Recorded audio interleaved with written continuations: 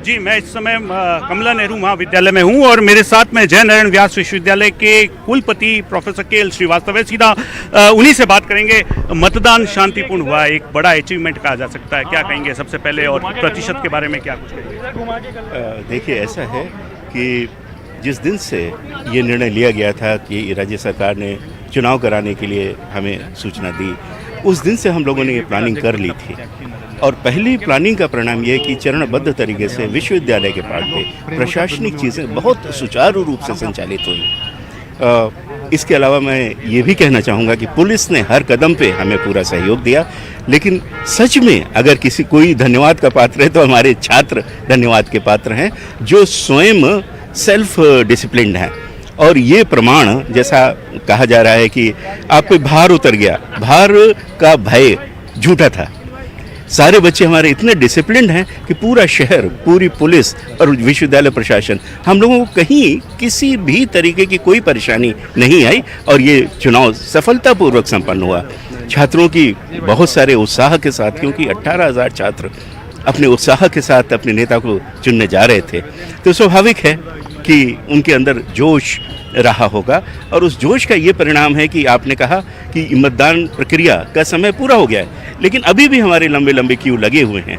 जिस मतदान प्रतिशत की हम बात करें, अभी अगर वो 42 के परसेंट के आसपास है, तो ज़रूर ये बढ़ेगा, क्योंकि अभी जो बच्चे लाइन में लगे हुए हैं वो अभी भी मतदान कर रहे हैं। एक बड़ा सवाल ये भी है कि अब कल मतगणना होनी है और पहली बार ऐसा होगा कि यहाँ केन कॉलेज में व्यवस्था है, उसका आपने अवलोकन भी किया, निरीक्षण भी किया है, उसके मद्देनज़र क्या कुछ ऐसी जानकारी है जो बताना चाहिए? जी हाँ, जब से हमारा इंजीनियरिंग संकाय हमसे अलग हुआ, काउंटिंग हमारी वहीं हुआ करती थी, उसके बाद ये परिवर्तन, छोटे परिवर्तन हैं जो होते रहते हैं। हमें एक बाउंड्री वॉल के अंदर जो क्लोज्ड कैंपस होता है, उस तरह का कैंपस चाहिए था, तो हम लोगों ने केन हॉल का चयन किया।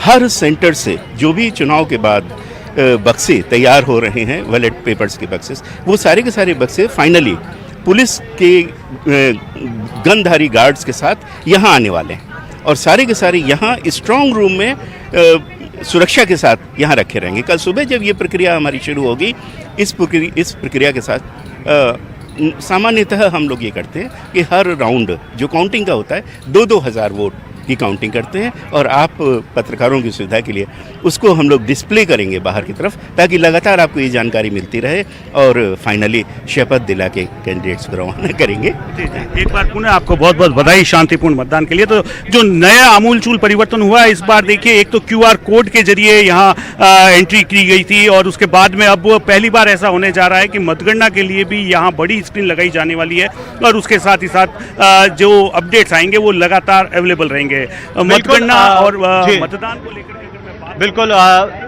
बने रहिए हमारे साथ। मैं फिर से जोधपुर का रुख करूंगा। जोधपुर विश्वविद्यालय के कुलपति को आप सुन रहे थे और इस वक्त हम बीकानेर का रुख करेंगे, लेकिन उससे पहले राजस्थान विश्वविद्यालय में ABVP के हमारे प्रत्याशी अपेक्स के नरेंद्र यादव हमारे साथ हैं, उनसे एक रिएक्शन लेते हैं। नरेंद्र, कैसा रहा ये चुनाव? देखिए, चुनाव बड़ा रोचक रहा, लेकिन इस चुनाव में हम लोगों को बहुत संघर्ष करना पड़ा। हमने सरकार को, जब चुनाव की घोषणा हुई तो हमने एक ही बात कहा कि इस चुनाव के अंदर आप आम छात्र की क्या भूमिका कहीं ना कहीं इसमें होगी। तो सरकार के पास जवाब नहीं था, लेकिन हम लोगों ने मेहनत की, संघर्ष किया और हमने एक ही मांग की कि इस चुनाव के अंदर हर आम छात्र की मतदान करने का अधिकार मिले और उसी की बदौलत है कि आज हर आम छात्र मतदान किया है और उत्साह के। छोटा सा रिएक्शन चाहता हूँ, क्या चुनाव प्रक्रिया पूरी तरह से पारदर्शिता के साथ, निष्पक्षता के साथ हुई? आप संतुष्ट हैं? देखिए, अभी सभी चीज़ें अभी सामने आएंगी तो हम उस हिसाब से आप लोगों को बताएंगे। किससे सीधी टक्कर हुई आपकी? हम टक्कर नहीं, हम तो सरकार से लड़ाई लड़ रहे थे। हमें सरकार जिस प्रकार से घसीट रही थी, जिस प्रकार पुलिस के द्वारा दबाने का प्रयास कर रहा था, तो आज तानाशाही सरकार के खिलाफ हम तो चुनाव लड़ रहे थे और ये निश्चित है कि सरकार को मुंह तोड़ जवाब ये राजस्थान की छात्र शक्ति दे। शुक्रिया नरेंद्र और बहुत सारी शुभकामनाएं। उम्मीद करते हैं कि जिस तरीके से आपने मेहनत की है उसका फल आपको मिले और तमाम जो प्रत्याशी हैं इस वक्त यही सोच रख रहे हैं कि आखिरकार नतीजे किसके पक्ष में होंगे। इस वक्त हम आपको सीधे बीकानेर लिए चलते हैं। विक्रम जगरवाल वहां पर हमारे साथ मौजूद हैं। विक्रम, बीकानेर से क्या अपडेट है इस वक्त आपके पास है?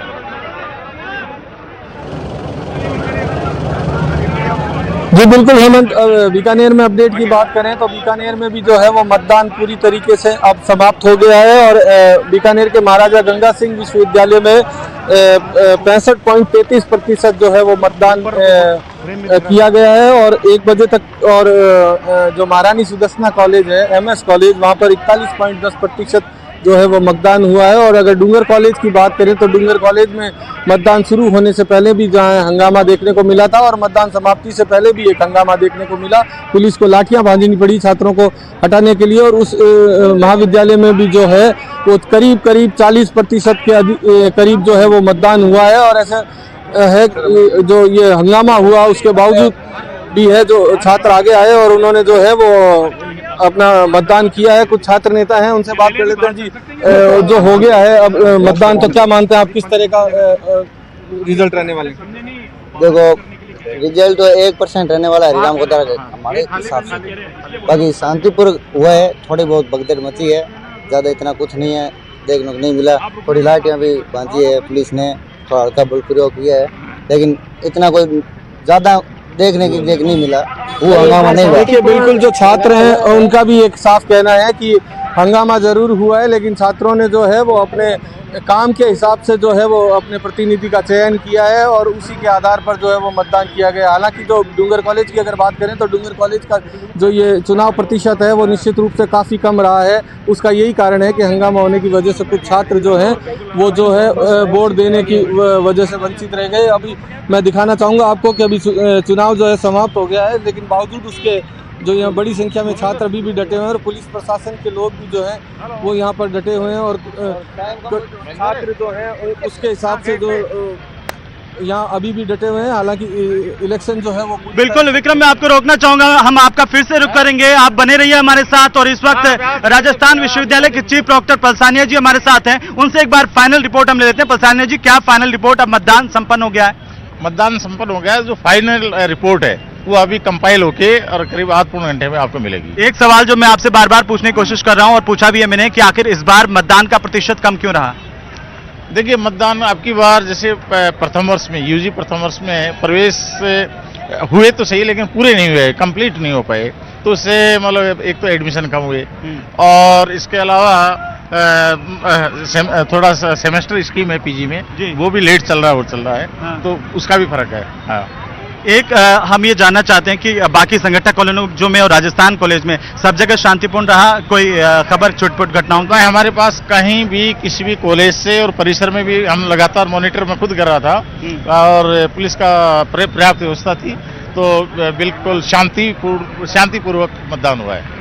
ये पलसानिया जी थे हमारे साथ में और उन्होंने कहा कि शांतिपूर्ण तरीके से मतदान हुआ है। ये राजस्थान विश्वविद्यालय का कैंपस है, अब ये पूरी तरह से खाली करवाया जा रहा है। एक झलक हम इसकी दिखा देते हैं कि कैसे सबको अब ये पूरा खाली करवाया जा रहा है सुरक्षा के लिहाज से। और चूंकि मतदान है यहाँ पर वो संपन्न हो गया है, फिलहाल हम आपको बता दें कि तमाम जगहों से छिटपुट घटनाओं को छोड़ दें तो शांतिपूर्ण तरीके से मतदान संपन्न हो गया है। एक छोटे से ब्रेक के लिए हम रुक रहे हैं, जल्द लौटेंगे, बने रहिए हमारे साथ।